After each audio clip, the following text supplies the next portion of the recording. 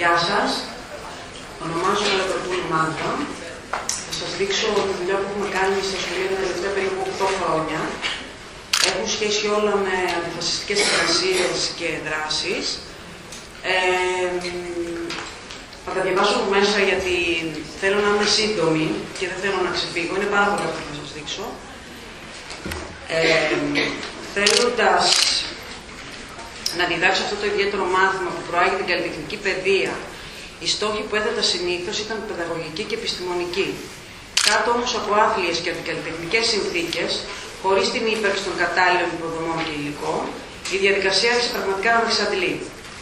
Με αφορμή όμως την επικαιρότητα, η οποία συνεχώς μας προσπερνά, το μάθημα απέκτησε ουσιαστικό ενδιαφέρον. Έτσι, τα τελευταία 4 χρόνια, οι στόχοι μου έχουν κυρίως κοινωνικές προεκτάσεις.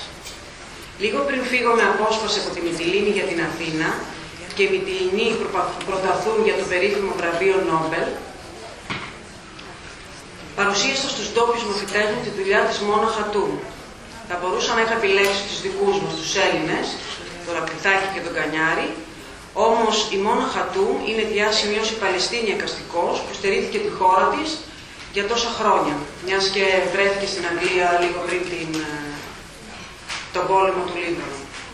Ήταν η αφορμή για να ξεσκονίσουμε τα πάλι ποτέ ρατσιστικά μας σύνδρομα για όλους αυτούς τους λαθρομετανάστες, όπως έμαθαν οι μαθητές να ονομάζουν, οι οποίοι καταπάτησαν το όμορφο νησί τους. Ευτυχώς βρήκα αυτή τη φωτογραφία, η οποία αποδεικνύει ότι οι Σύριοι μας φιλοξένησαν πρώτοι και πως μάλλον τους προποστούσαμε. Εξεπλάγινε όμως όταν μαθητής, αυτό που είπε μόλις είδε τη φωτογραφία είναι ότι ναι, αλλά κοιτάξτε κυρία, εμείς δεν έχουμε σκουπίδια, δεν πετάγουμε σκουπίδια κάτω. Θέλει πολλή δουλειά φαίνεται για να διώξεις τόσες προκαταλήψεις. Τους απάντησα διαβάζοντας ένα απόσπασμα από την αυτοβιογραφία του Μάρκου Παμπακάρη, η οποία αφορούσε και τους δικούς τους μυθνίους παππούδες.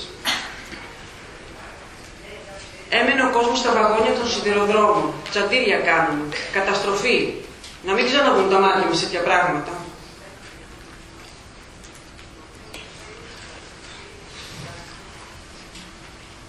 Το τι τραβήξαν αυτοί οι άνθρωποι δεν λέγεται. Ατιμαστήκαν.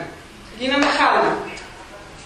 Προσπαθήσανε. Κάνανε 1000 για να βρουν το ψωμί τους μέχρι να βρουν ένα σπίτι να κάτσουν. Οι ντόπιοι δεν τους έβλεπαν με καλό μάτι. Δεν τους αγαπούσαν. Δεν τους κοιτάζαν. Δεν είχαν την αγάπη να πούν για στάσου. Συγγενείς μας είναι. Έλληνες, πραγματικοί. Να τους αγκαλιάσουμε. Δεν έγινε αυτό το πράγμα. Εγώ δηλαδή τι είδα. Μπορεί αλλού. Ήθελαν να τους κλέψουν οι κλεφτάραδες που ήταν εδώ πέρα.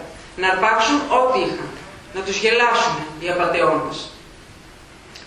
Τότε ένας συμμαθητές μου αποκάλυπταν εξίσου φοβερά πράγματα για τους ντόπιους. Σαν να μην είχαν αλλάξει τίποτα από τότε. 50 ευρώ το καρβέλι το ψωμί και 5 ευρώ η φόρτιση του κινητού τηλεφώνου τους. Τα ταξί άλλωστε έκαναν ωραίους τους καταβλισμούς. Φαίνεται ο λόγος που αρκετοί κάτοικοι κατάκλεψαν τους πρόμηθους Σύριους ήταν για να ξεπλύνουν τον τόπο τους. Με αυτά τα παιδιά έχουμε δουλέψει πολύ στο παρελθόν για ζητήματα σχετικά με τη διαφορετικότητα. Κάπου διάβασα όμως ότι οι διδάσκοντες είναι υπεύθυνοι μόνο για το 10 με 20% της απόδοσης στα σχολικά μαθήματα.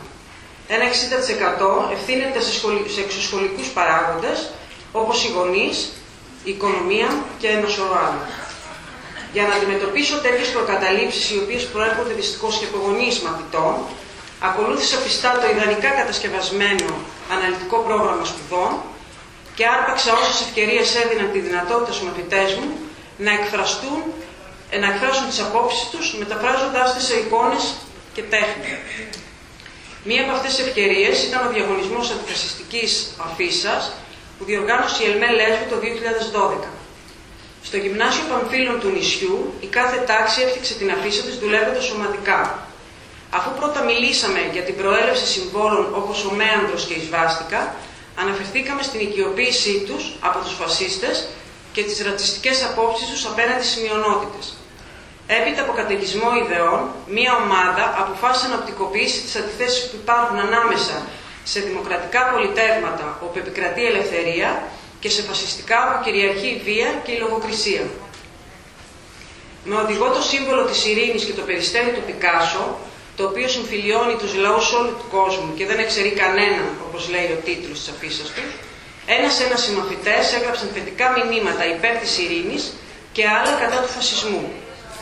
Μεγάλη ήταν η χαρά τους όταν επισκέφτηκαν την έκθεση με όλες τις συμμετοχές του νησιού και παρέλαβαν τα βραβεία τους, αλλά και όταν το Περιστέρι μετέφερε τις ιδέες τους στην εφημερίδα του χωριού τους. Στη δεύτερη ευκαιρία που μας δόθηκε ήταν καλά προετοιμασμένοι για να προσφέρουν ο καθένας την παλάμη του για τη σύνθεση του ομαδικού κολάζ που αναπτύχθηκε στην είσοδο του σχολείου την 21η Μάρτη, μέρα κατά του ρατσισμού. Το επαναλαμβανόμενο μοτίβο είναι ένα στοιχείο που συναντάται στα υφαντά, στα μοσαϊκά και στην αρχιτεκτονική πολιτισμό, σε αρκετών πολιτισμών του κόσμου. Η αντίληψη που είχαν οι μαθητές για ορισμένους λαούς όπως το Πακιστάν και της Αφρικής επαναπροσδιορίστηκε μόλις αντιλήφθηκαν ότι αυτά που συνιστούν ένα πολιτισμό είναι οι τοπικές παραδόσεις, τα ήθιμα, οι τέχνες και τα έθιμά τους.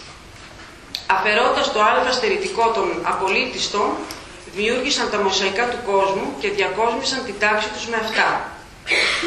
Σε άλλο μάθημα προβάλαμε το ντοκιμαντέρ «Μια τάξη φιλετικά διαχωρισμένη», όπου το 1960 στην Αμερική η Jane Elliot αποφάσισε να δώσει ένα μάθημα κατά των φιλετικών διακρίσεων στους μικρούς μαθητές της.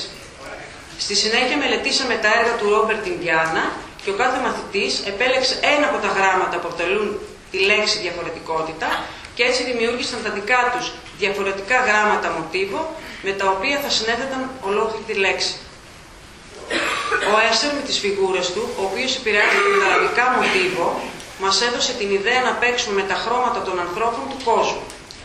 Έτσι, κίτρινη, κόκκινη, μαύρη γίνονταν το παζ που κανένας δεν μπορούσε να λείπει, ενώ κάποιες μαθήτριες σχεδίασαν τη δική τους γη της διαφορετικότητας.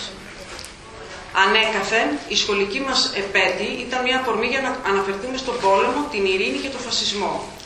Το 2013, στη γιορτή 17 Νοέμβρη, όπως έχω ήδη παρουσιάσει εδώ, χρησιμοποίησαμε τα ανθρωπάκια θεατές του Γιάννη Γαΐτη για να κάνουμε κριτική στην απάθεια με την οποία αντιμετωπίζει ο σύγχρονος Έλληνας την έξαρση του φασισμού. Δραματοποιήσαμε την κηδεία της ζωγραφικής του Γιάννη Γαΐτη και κάναμε ένα μνημόσυνο των νεκρών του Πολυτεχνείου.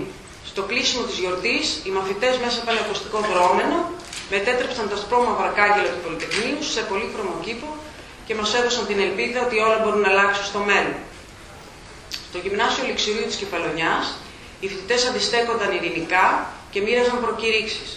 Ενώ στο πρώτο γυμνάσιο Μυτιλήνης, ένα τάγκ έγινε καράβι ελπίδας.